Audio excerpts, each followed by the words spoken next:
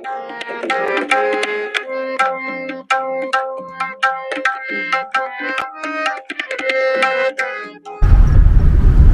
Morning everybody. আর একটা নতুন দিনের সূচনা হলো।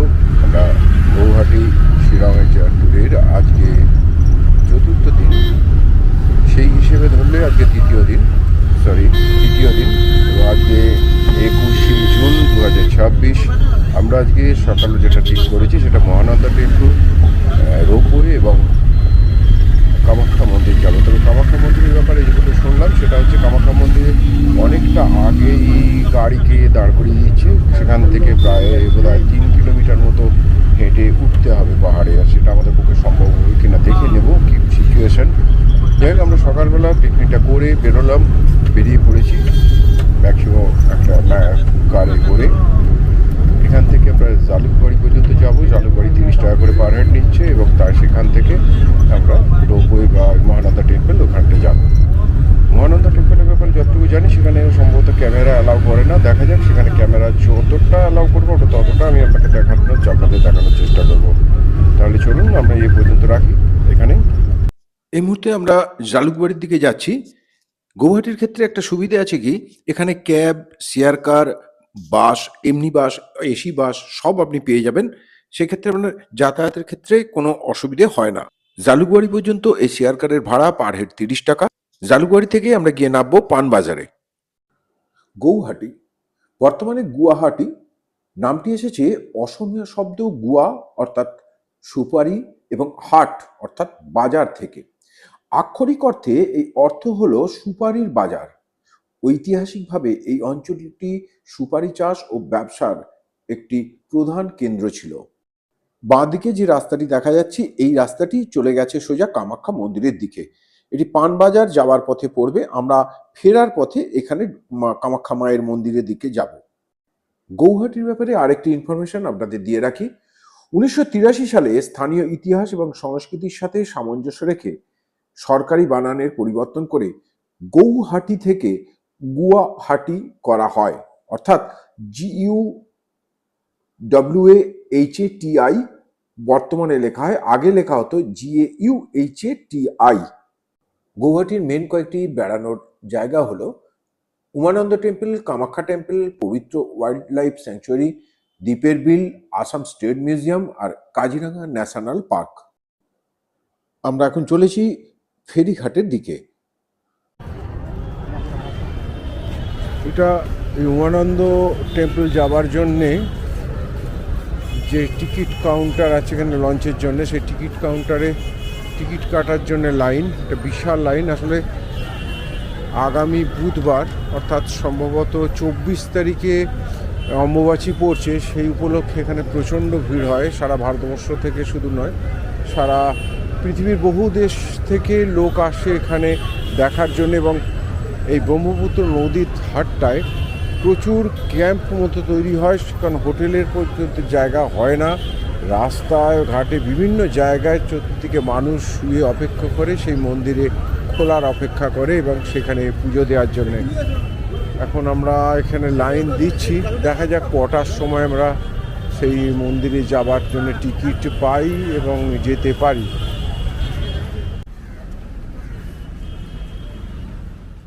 ঘন্টাখানেক লাইনে দাঁড়িয়েছিলাম, কিন্তু কোনো উপায় নেই। আজকে যদি উমানন্দ টেম্পলে যেতে যাই তাহলে বোধহয় সারাদিনটা ওই শুধু পৌঁছতেই চলে যাবে, দেখাও কিছু আর হবে না। তাই আমরা ওখানে থেকে বাধ্য হয়ে চলে এলাম, এখানে রোপওয়ের দিকে চলে এসেছি। দেখি রোপওয়েটা যদি খোলা পাই তাহলে উমানন্দ টেম্পল ওই মন্দিরটার উপর দিয়েই রোপওয়েটা যায়, আমরা সেখানে যাবার ইচ্ছা আছে।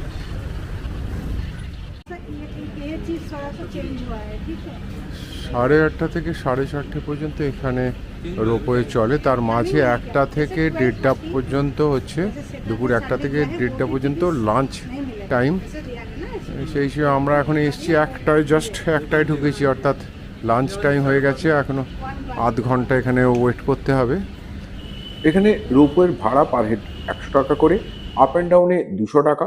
কিন্তু আপ অ্যান্ড ডাউন একসঙ্গে টিকিট কাটলে আপনাকে এই রিটার্ন জার্নিটা ম্যাক্সিমাম 2 ঘন্টা, আমি ওখানে পৌঁছানোর পর থেকে ম্যাক্সিমাম 2 ঘন্টা মধ্যে আপনাকে আবার ওই রোপওয়েতে উঠে পড়তে হবে। অলরেডি অল্প অল্প বৃষ্টি শুরু হয়ে গেছে, আর বাইরে থাকলে হবে না। এই যেটা দেখাচ্ছি সেটা হচ্ছে রোপওয়ে টার্মিনালটা। চলুন ভেতরের দিকে যাওয়া যাক। টিকিট কাটার পর যে আপনার গেটটা দেখতে পাচ্ছেন, ওখানে সিকিউরিটি চেকিং হচ্ছে। এরপর এখানে এসে আপনাকে বসার ব্যাপার রয়েছে, ব্যবস্থা রয়েছে, বসে তারপরে যখন রোপওয়ে চালু করবে আপনাকে ডেকে নেবে।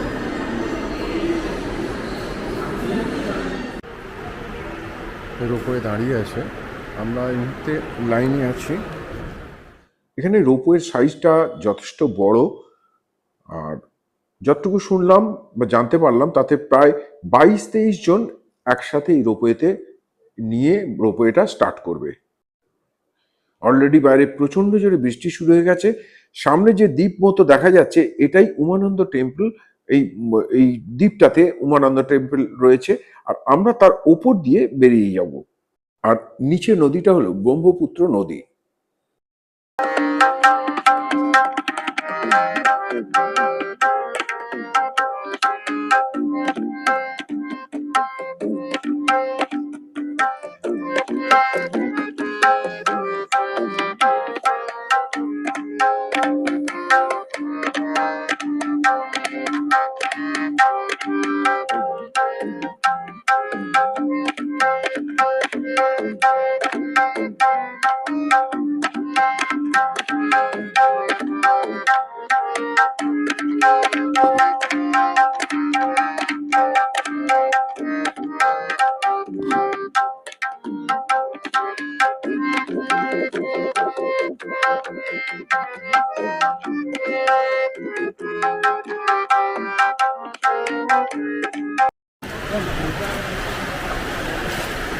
আমরা এপারে নেমে গেছি, এখন বেরোচ্ছি। বাইরে বৃষ্টি হচ্ছে, বাইরে যাই, দেখা যাক। আমার ইচ্ছা আছে লঞ্চে করে ফেরার, সেটা কী হয়, কত দূর দেখা যাক।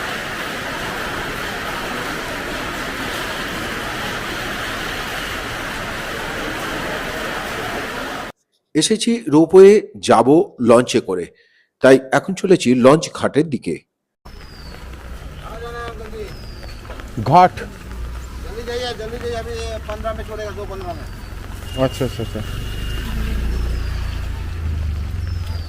ঢোকার মুখে দুর্গা মন্দির রয়েছে, আর আমরা ঘাটের দিকে যাচ্ছি।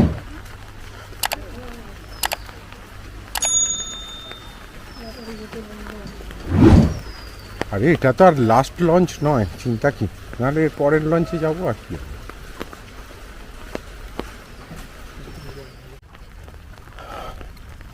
ঘাটে যাবার রাস্তার দুপাশে এত পলিথিন আর এত নোংরা করে রেখেছে। আমরা জনগণ যদি এইসব ব্যাপারে একটা সচেষ্ট না হই তাহলে খুব মুশকিল।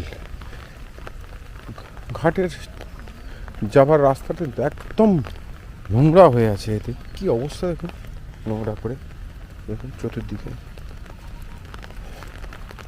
মানুষের, আমাদের মতো মানুষের কবে যে এই ব্যাপারে বুদ্ধি হবে আমি জানি না। আমরা যে লঞ্চটি করে ব্রহ্মপুত্র নদীটি পেরোচ্ছি তার নাম MV সুদর্শন। লঞ্চটি আকারে যথেষ্ট বড় এবং এটিতে বাইক, স্কুটি সবই পার করা হয়।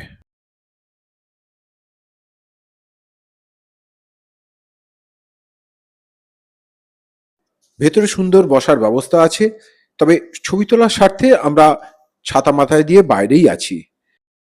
লঞ্চের ভাড়া পার হেড 5 টাকা।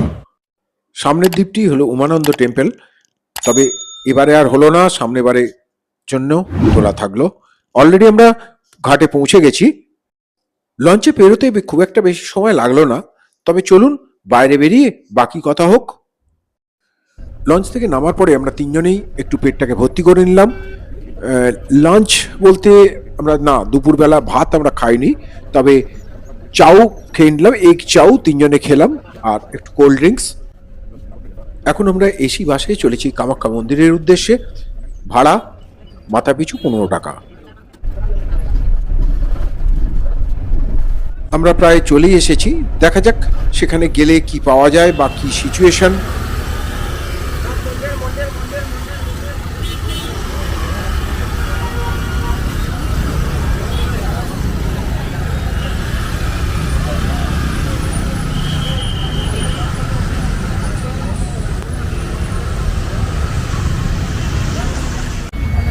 একটা গেট থেকে একটা টোটো করলাম,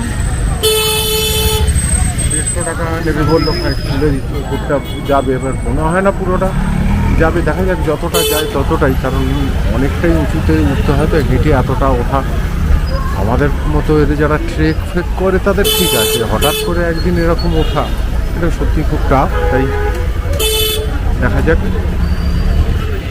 আসলে প্রচণ্ড ভিড় এই সময়, এই অম্বুবাচী আসছে তো সামনে, বুধবার অম্বুবাচী, অর্থাৎ 24 তারিখে অম্বুবাচী শুরু হচ্ছে।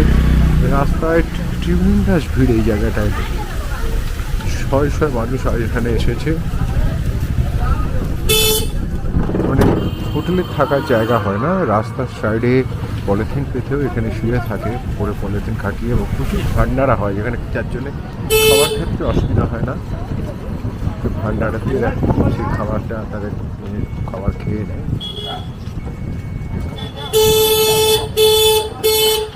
এখানে আসার পরে হোটেলে এসেও শুনেছিলাম যে এখানে কোনো গাড়িও নাকি ওপরে উঠছে না, কিন্তু এসে দেখলাম যে না, গাড়ি যাচ্ছে, তবে একটা জায়গায় গিয়ে সেটা দাঁড়িয়ে আছে, সেখান থেকে বেশ খানিকটা পায়ে হেঁটে ওপরে যেতে হচ্ছে।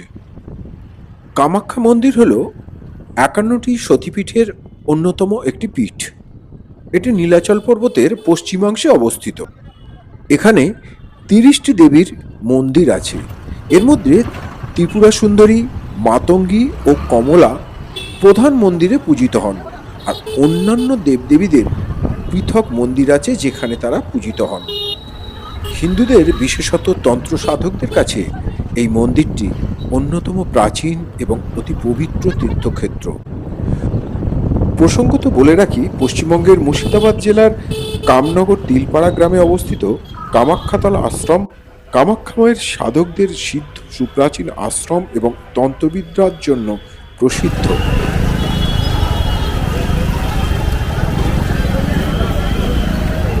গাড়ি এই পর্যন্ত আসছে, আমাদের নামিয়ে দিল, এবার বাকিটা আমাদের হেঁটে উঠতে হবে।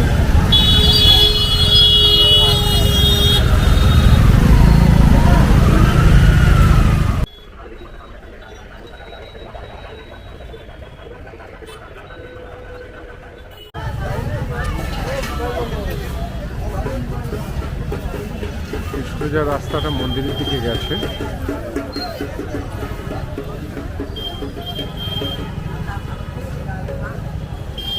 বেশ অনেকটা আগেই অটো বা টোটো এরা নামিয়ে, অটো তো নয়, এখানে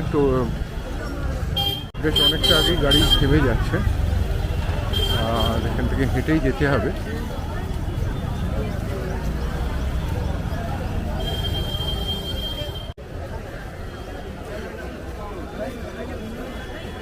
হিসেব করে দেখলাম 2008 সালে এর আগে এসেছি, অর্থাৎ প্রায় 18 বছর হলো বোধহয় মোটামুটি হিসাবে।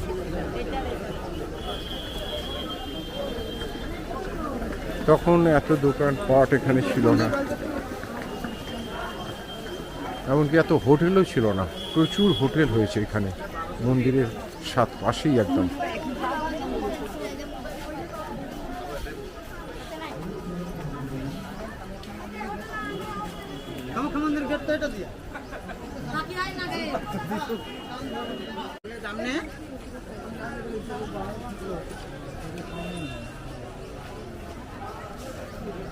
গেটে ঢোকার মুখেই দর্শন পেলাম, এখানে মা কালীর সাজে দাঁড়িয়ে আছে।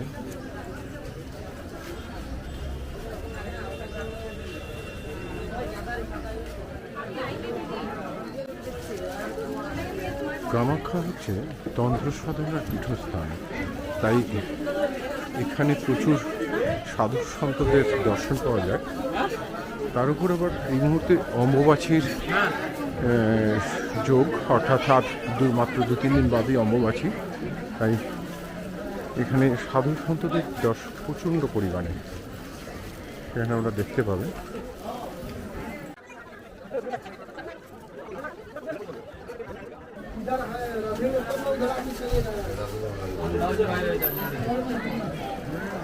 মাকে স্মরণ করে মন্দিরের গেট দিয়ে আমরা প্রবেশ করলাম। এটা হচ্ছে কামাখ্যা মন্দির। कोई उपाय नहीं है।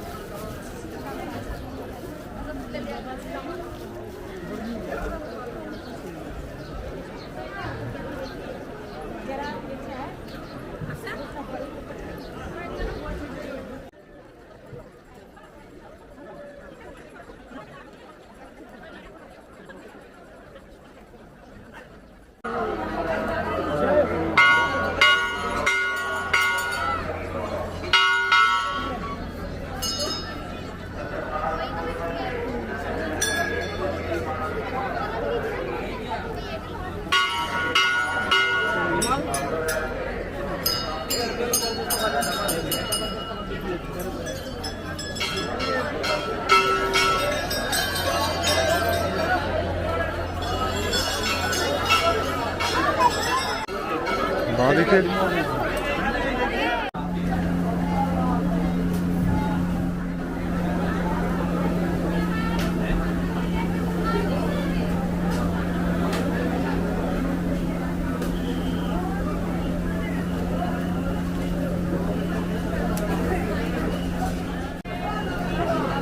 এটা প্রদীপ দানের জায়গা। সবাই এখানে প্রদীপ জ্বালছে, মার এবং সাথে মাকে আরতি করে নিচ্ছে। আমরা মন্দিরে ঢুকেছিলাম, পুজোও দিলাম, তাই আমাদের কপাল অদ্ভুতভাবে আমাদের ঢোকার ক্ষেত্রে কোনো রকম অসুবিধে হয়নি। পরে 5 থেকে 10 মিনিট, এর আগের বারে আমরা সকালবেলা 6টার সময় লাইন দিয়ে বিকেল 5টার সময় বেরোতে পেরেছিলাম। এবারে প্রায় মাত্র 10 মিনিট সময় লাগলো মায়ের কাছে আমি পুজো দিতে পারলাম। মা বোধহয় সত্যিই আমাকে টেনেছেন। এই মন্দির চত্বর, বাইরে থেকে মন্দিরের ভেতরে তো তোলা যায় না কোনো ছবি, তাই বেরিয়ে এসে দেখাচ্ছি এই মন্দির চত্বর।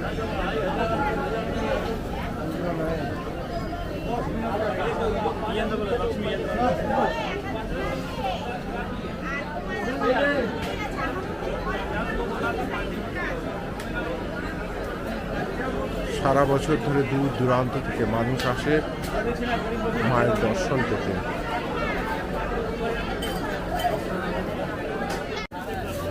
এখানে এই ধরনের বড় বড় ছাগলগুলো ছাড়া থাকে। অনেকে মানত করেন, কিন্তু এখানে জাস্ট ঘাড়েতে বলি এটা ছুঁয়ে ছেড়ে দেয়।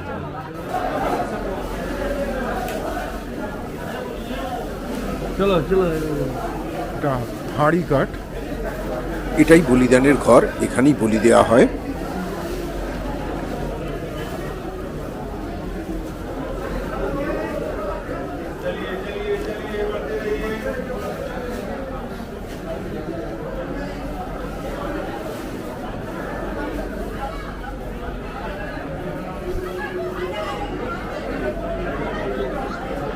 মায়ের প্রবেশ পথের আর একটি দরজা।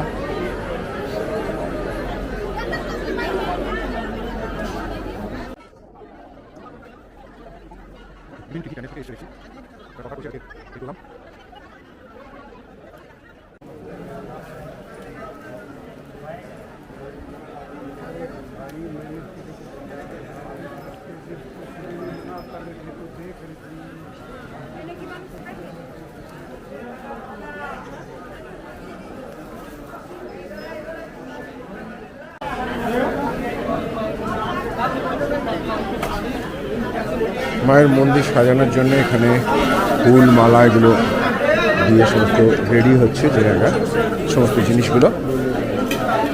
এখান দিয়ে আমরা এই কুণ্ডতে নামার জন্য যাচ্ছি।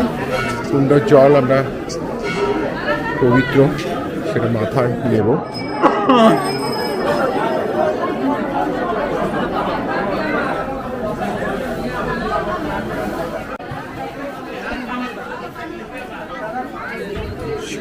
সিঁড়ি জল কাদাতে মারাত্মক রকমের পিছল হয়ে আছে, তাই সিঁড়ির রেলিং ধরে ধরে খুব সাবধানে নামতে হচ্ছে। স্লিপ খেলে এখানে একদম শরীরে লাগার চান্স থাকবে।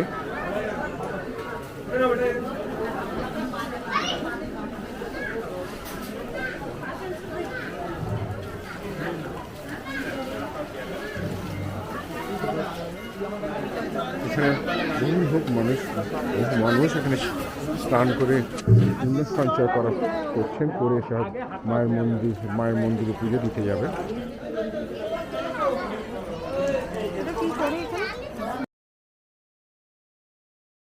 এখানে 30 জন যে দেবীর মন্দির আছে সেগুলি হলো মহাকালী, তারা, ষোড়শী বা ললিতাম্বা, ত্রিপুর সুন্দরী, ভুবনেশ্বরী বা জগদ্ধাত্রী, কামাখ্যা, শৈলপুত্রী, ব্রহ্মচারিণী বা তপস্যাচারিণী, মঙ্গলচণ্ডী, কুষ্পান্না, মহাগৌরী, চামুণ্ডা, কৌশিকী, দাক্ষায়ণী সতী, চন্দ্রঘণ্টা, স্কন্ধমাতা, কালরাত্রি, কাত্যায়নী, সিদ্ধিদাত্রী, শাকম্ভরী, হৈমবতী, শীতলা, সংকটনাশিনী, বনচণ্ডী, দেবী দুর্গা, মহাভৈরব, ধূমাবতী, ছিন্নমস্তা, বগলামুখী, মাতঙ্গী ও দেবী কমলা।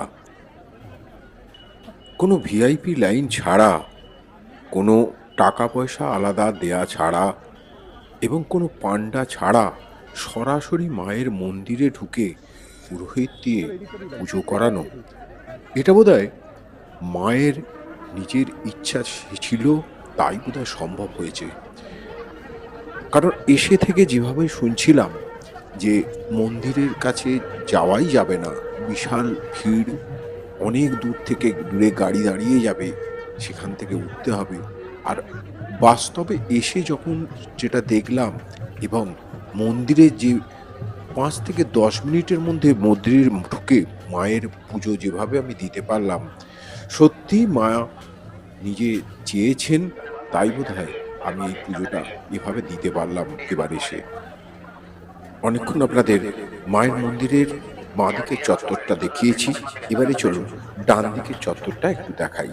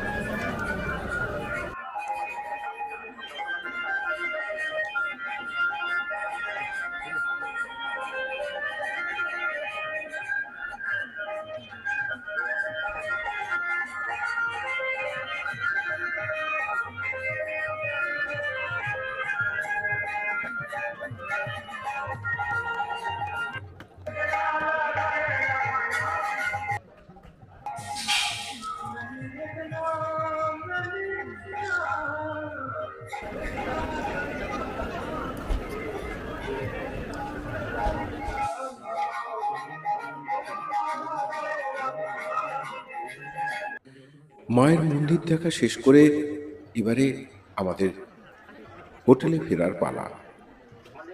সত্যি কথা বলতে কি, মায়ের মন্দিরে এসে যে অপার শান্তি আমি পেলাম, সেটা এই ট্যুরের একটা বিরাট পাওনা।